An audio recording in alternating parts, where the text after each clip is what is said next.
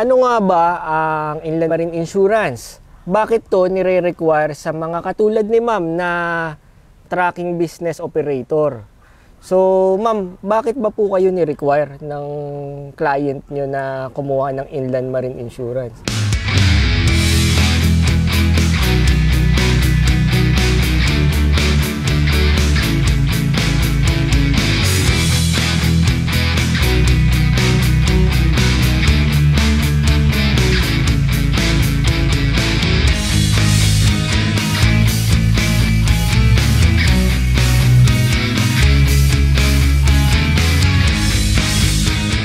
Welcome po sa ating first episode. Ako po si Joey Nunez at ngayon tatalakayin natin ang inland marine insurance. Nandito po tayo ngayon sa Jamex Trucking.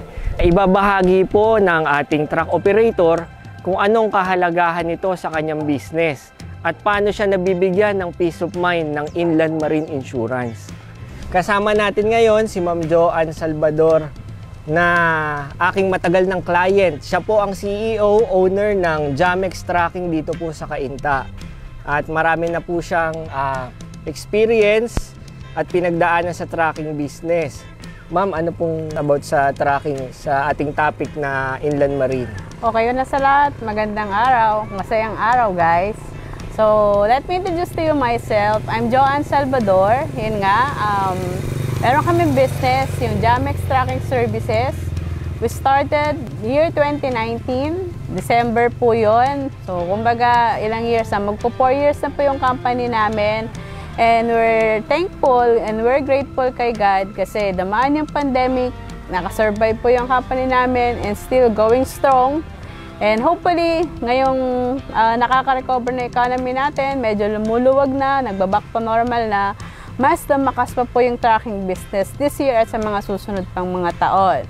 So, ang inaasahan namin, maging mas stable pa yung company. That's why we need like Joey Nunez as business partner. Kasi importante po sa trucking services, sa trucking business, na meron kang ka-partnership na maaasahan, na mapagkakatiwalaan pagdating sa insurance. Ayun po.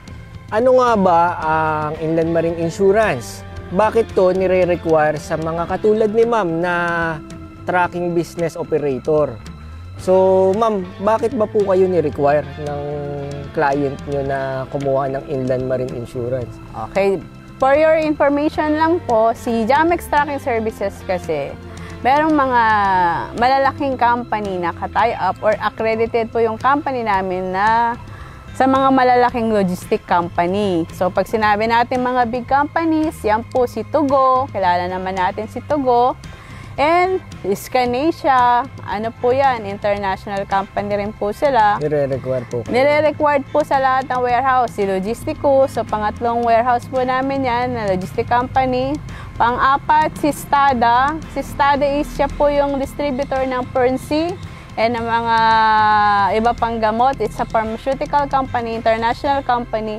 At pang-lima, si Jollibee. Wow. So, when we say Jollibee, nandyan si Chowking, si Red Ribbon, si Mang Inasal, yes, so marami, si Greenwich. So, 5 company po ang accredited ni Jamex. And soon, nakita nyo din last time from our vlog and sa live namin, nag-apply kami ni Dadoy last week sa mga ibang company pa na pwedeng ma-accredited si Jamex. And thank God, may isa na doon nag-response, nag-email na sa amin for requirements na kami, guys. Wow. And yung company to is URC. Wow. So, Universal Robina Corporation, under siya kay Gokong Way Group of Companies. So, pag na-complete namin yung requirements, and isa sa requirement na hinihingi sa amin is yung marine insurance. Okay. That's why we need like Joey Nunez para mag-manage ng inland insurance namin. Yun po, yung inland marine insurance po is the insurance po ng cargo. Ito po yung by land and by inter-island po, yung may mga tawid dagat na insurance ng cargo o pangarga. Ang pinoproteksyonan po ng insurance na to, yung cargo. Kaya po yung mga malalaking kumpanya na nabanggit po ni ma'am, gusto nilang makasigurado na hindi sila malulugi kung masira yung mga pangargang binigay nila sa logistics company ni ma'am upon transport. meron po siyang proteksyon na insurance. Ano nga ba po yung mga proteksyon na kasama po dito sa Inland Marine Insurance na to? Ito po yung ma'am yung pagka nagkaroon ng collision sa kalsada. Okay. So, halimbawa, yung truck nyo na nabangga, na damage yung cargo, covered po yun. Okay. So, take note guys ha. Diyan sa mga may existing na sasakyan na bumabiyahe. At next time, kailangan nyo ng inland insurance, contact Joey Nunez. Ayun po. Ito pa po, ang pinakamadalas pa po dyan yung robbery and hijacking. Yan. So, halimbawa po ma'am, yung cargo po ninyo is nanakaw. May incident na ganyan sa'yo no, naaalala ko. So, malaking halaga yung karga-karga ng truck mo na nanakaw, di ba po ma'am? Parang hijacking po yata yung nangyari doon. Oh, theft talaga yun. Theft kumbaga. talaga. Sadly, that time, parang hindi pa active yung Inland Marine Insurance Oo, ni ma'am. doon na nag-lapse lang eh. Nag-lapse lang siya. Nagpahinga lang si ma'am ng a few moments. Oo, sa makto pa. Opo, sa mga hindi po nakakaalam, 4 years ko na pong client si ma'am sa Inland Marine Insurance.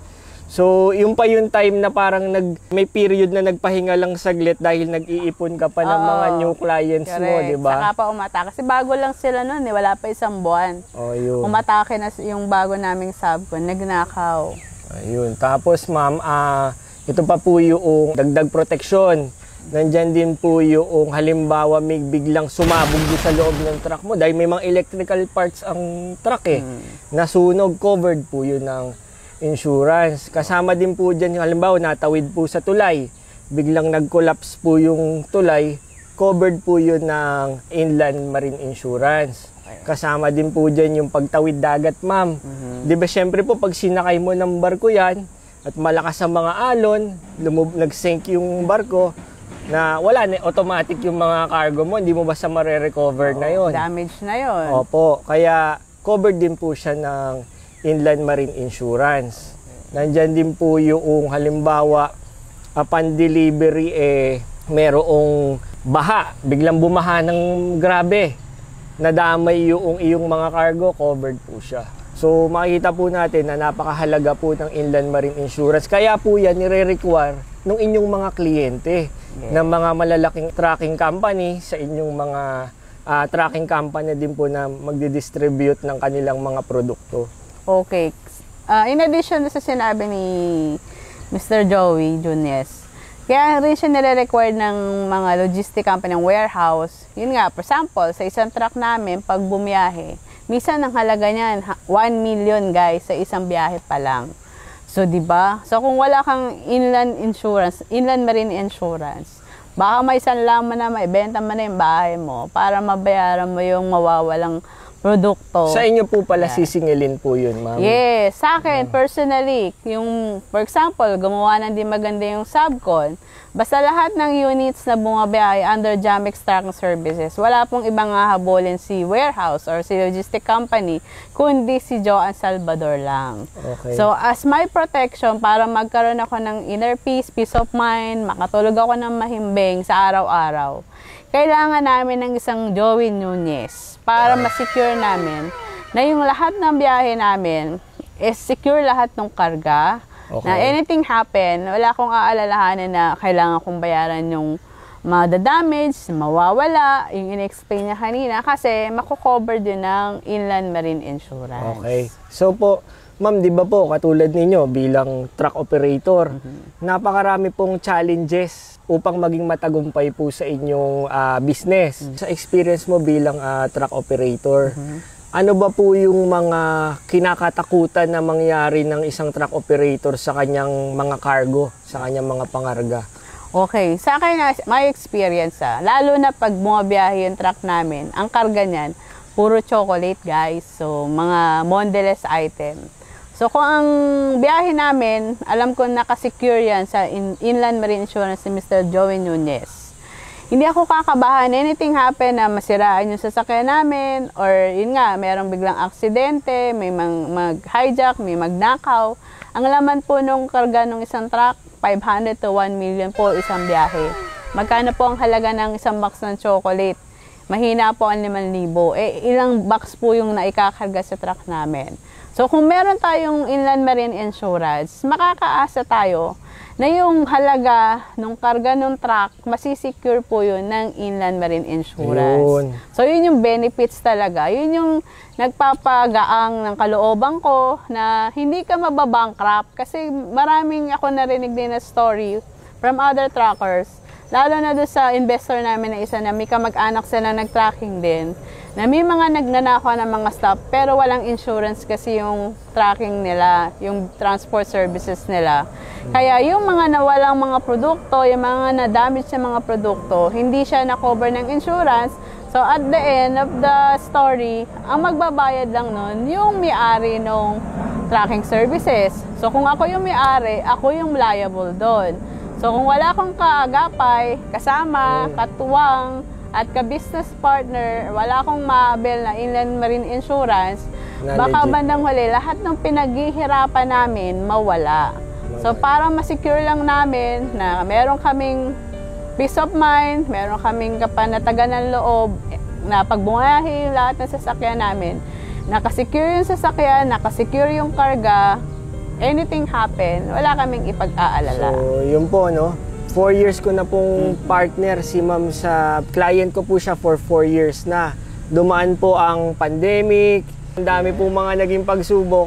Nandyan po yung service natin kay Ma'am Joanne na yung inavail po niya na insurance ay talagang legit. Ako po ay licensed non-life specialist.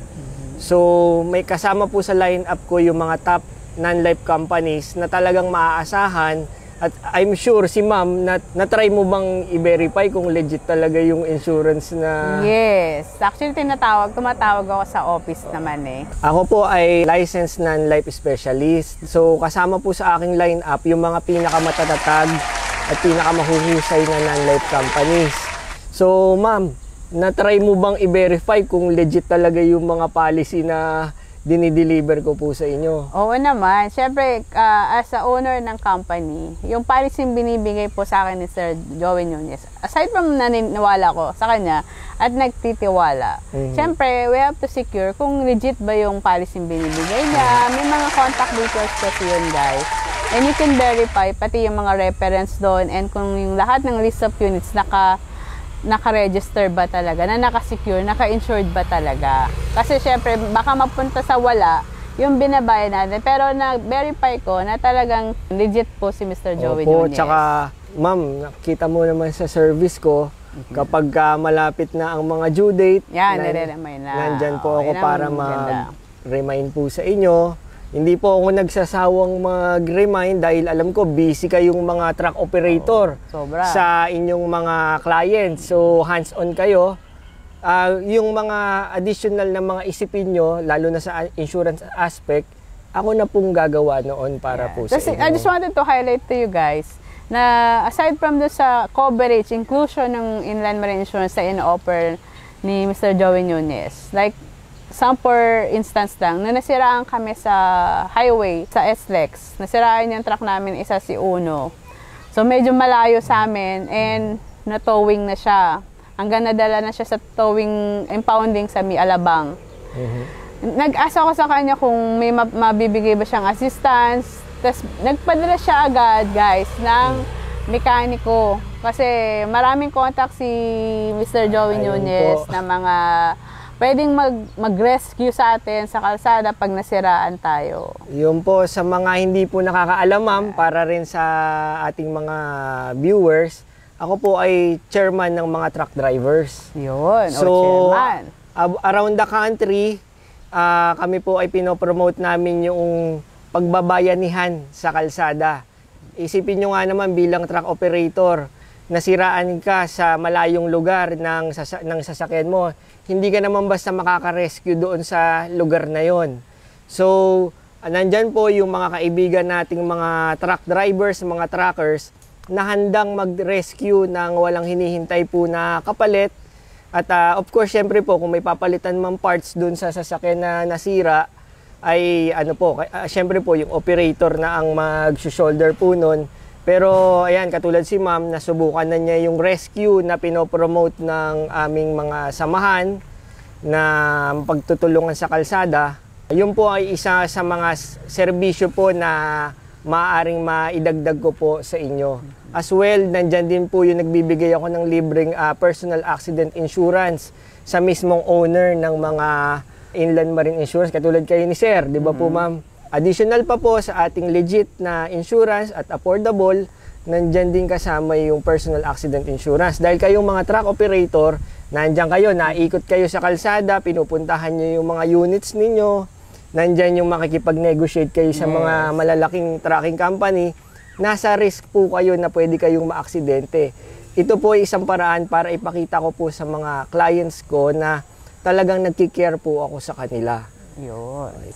Ayan, just to take note guys, coming from Cavite kayo, Cavite no? po, taga All Cavite the way City po ako. from Cavite, bumiyaya pa sila dito sa Cainta. So medyo malayo-layo yun guys. Ganyan sila ka hands-on, ka personalize, yung personal touch. Pag kailangan mo ng service nila, yung willingness na puntahan ka ni Mr. Joey Nunez, pupuntahan ka para ma-explain mabuti sa'yo kung ano ba yung benefits pag kinuha mo yung insurance na ino-offer niya, and kung meron kang mga katanungan, mas mapapaliwanag pa sa inyo na mas maayos. Ayun po. Tsaka, isa po sa pinakamahalaga po na nakikita ko, mahalagang naiintindihan ninyo po yung mga aming mga kontrata ng insurance na dinideliver sa inyo para dyan din natin maiwasan yung misunderstanding. Mas mahalaga na alam nyo, pwede ko palang gamitin dito, covered pala yun. Okay. Kaysa minsan magiging additional expense mo pa. Dahil kayo nga, bilang operator ng truck, ang dami nyo na pong mga expenses.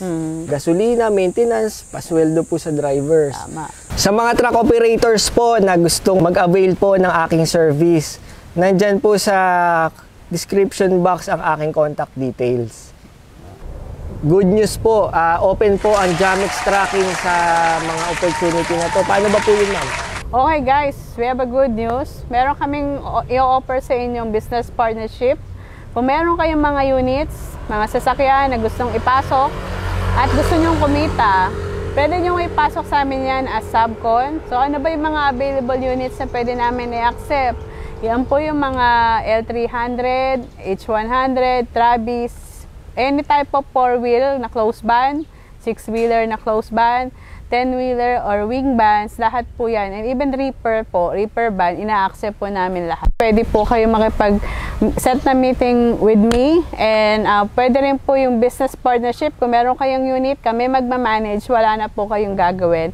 60-40 lang po yung magiging profit sharing natin. Lastly, if you want to set an appointment, if you want to talk with me, you can visit our Facebook page. Just type Jamex Trucking Services and you can see yung mga naging activities si Jamex, and you can contact me directly dun sa Facebook account. Thank you guys for watching.